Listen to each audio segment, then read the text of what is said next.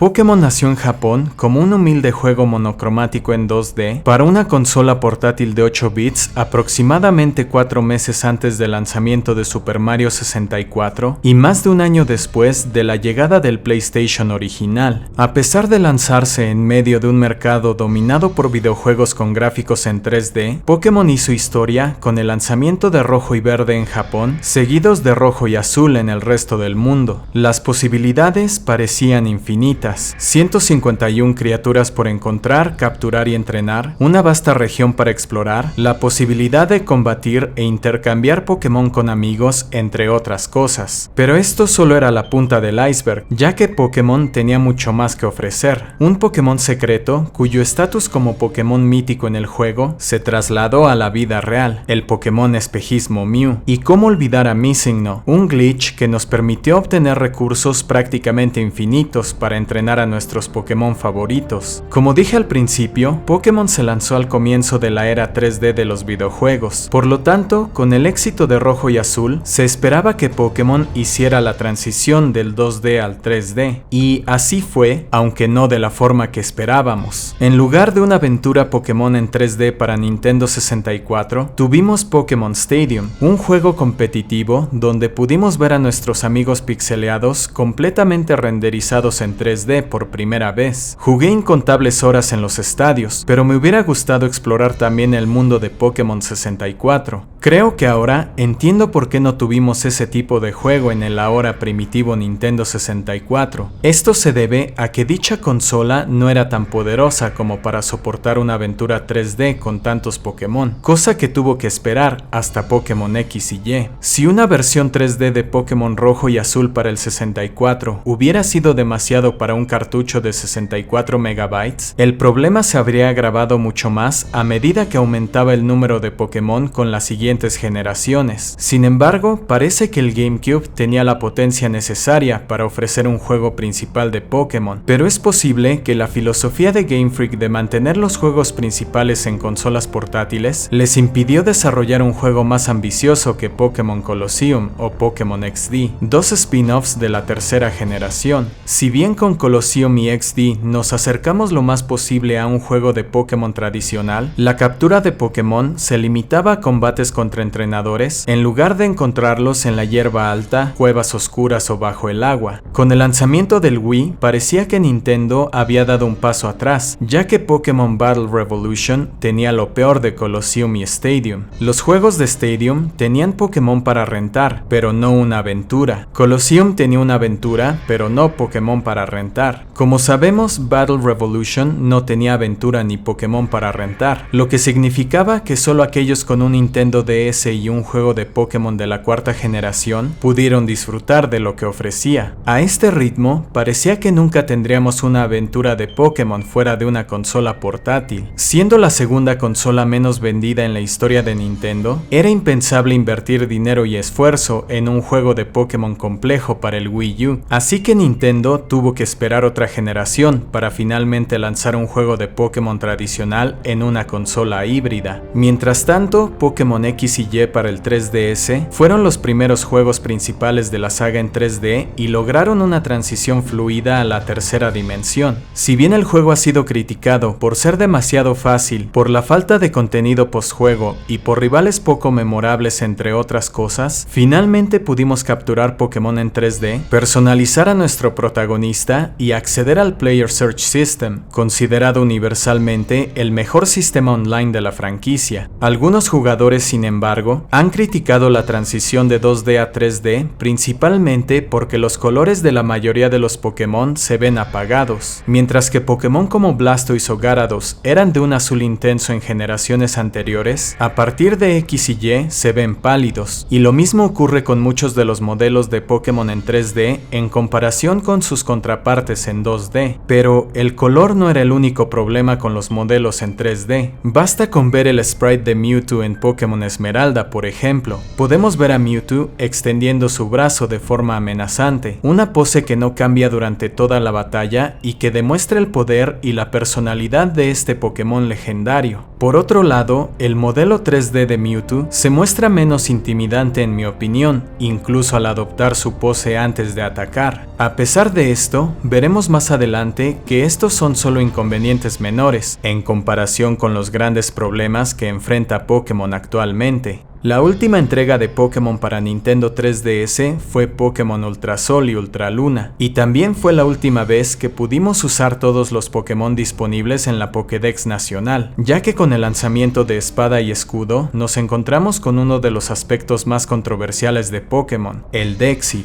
Durante el E3 de 2019, Junichi Masuda declaró que algunas especies de Pokémon no podrían transferirse a Espada y Escudo, lo que por supuesto generó una gran controversia. Con el lanzamiento de los DLC de Isla de la Armadura y Nieves de la Corona, se reintrodujeron más de 200 Pokémon que no habían sido incluidos en la versión inicial, pero a un costo de $30 por ambos DLC, excluyendo aún así a más de 200 Pokémon ya existentes. Este problema se extendió a Escarlata y Púrpura, ya que de los 1025 Pokémon, 292 fueron excluidos. En mi opinión, Pokémon no parece considerar la posibilidad de volver a incluir todos los Pokémon en futuros juegos. Algunos argumentan que se debe a que la tecnología no alcanza a seguirle el ritmo a Pokémon en cuanto al número total de Pokémon, mecánicas, animaciones, gráficos y otros elementos. No obstante, Game Freak ha sido acusado de reciclar modelos de Pokémon de 3DS en Espada y Escudo. Aunque Shigeru Omori, director de Espada y Escudo, afirmó que los modelos de los Pokémon en esos juegos se crearon desde cero, algunas personas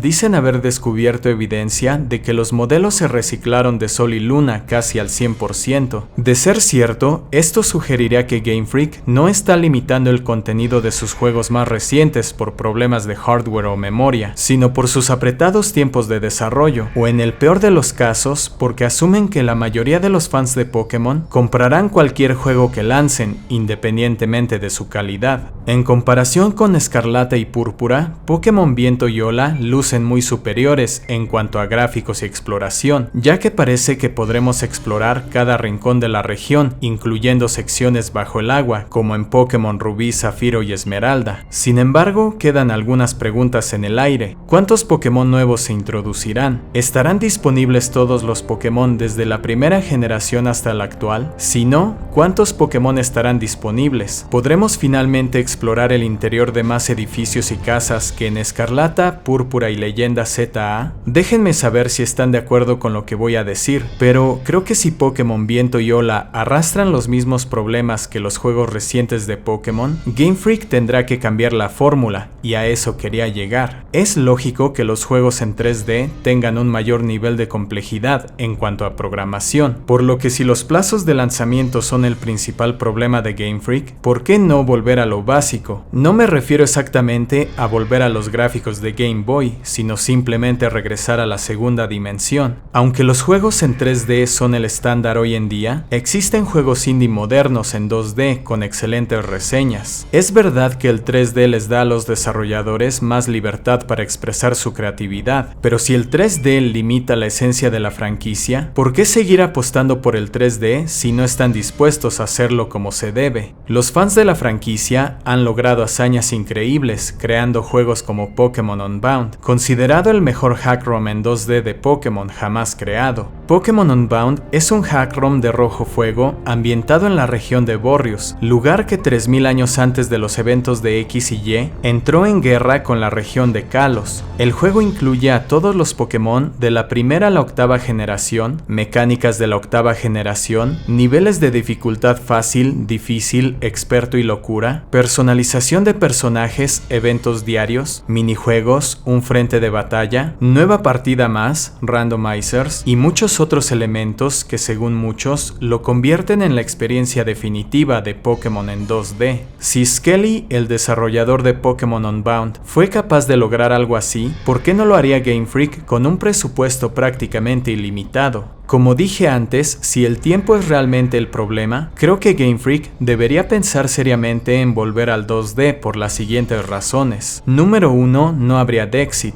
Debido a la enorme cantidad de Pokémon, es de esperarse que algunos se queden fuera en favor de modelos 3D más elaborados. Esto no sucedería con los sprites en 2D debido a su tamaño. Un modelo 3D puede ser hasta 1000 veces más pesado que incluso sprites animados. Número 2, un mundo más grande. grande. Los juegos recientes de Pokémon pueden sentirse vacíos y poco pulidos. En lugar de esto, podríamos tener un mundo 2D más grande y mucho más detallado, con edificios explorables, NPCs, objetos, entornos, reflejos, efectos de luz y más. Número 3. Arte más expresivo. Una de las principales críticas a los Pokémon en 3D es que algunos de sus modelos carecen de la personalidad y expresividad de sus sprites en 2D. Typhlosion es un buen ejemplo, ya que en su arte en 2D, sus llamas arden constantemente, lo que le da un aspecto intimidante. Por el contrario, las llamas de su modelo 3D solo aparecen durante ciertos ataques o animaciones, al menos antes de Escarlata y Púrpura. Aunque esto no está relacionado con el 2D o 3D, creo que los juegos de Pokémon deberían introducir un sistema de dificultad, pero que realmente funcione, no como el de Pokémon Negro 2 y Blanco 2. Creo que muchos fans de Pokémon, especialmente los de la vieja escuela, anhelan un buen desafío para poner a prueba sus conocimientos y habilidades. Seamos honestos, ¿qué pasará cuando Pokémon llegue a las 2000 criaturas? Cuando hayan 5000 movimientos, mecánicas más complejas, modelos de Pokémon más detallados, cada uno con sus propias animaciones de batalla, entre muchas otras cosas. A menos de que la potencia de un hipotético Switch 3 sea considerablemente mayor que la del Switch 2, no creo que Game Freak pueda seguir el ritmo del creciente número de Pokémon y todo lo que ello conlleva. Hasta que sean capaces de hacer un juego de Pokémon en 3D que no sacrifique los monstruos que dan nombre a la propia franquicia, creo que Pokémon debería volver a sus raíces en 2D, a menos de que finalmente estén dispuestos a entregarle a los jugadores un juego en 3D que merezcan de verdad. Muchas gracias por ver el video. Si les gustó, denle like, suscríbanse a mis canales y no olviden dejar su opinión en la sección de comentarios. Hasta pronto.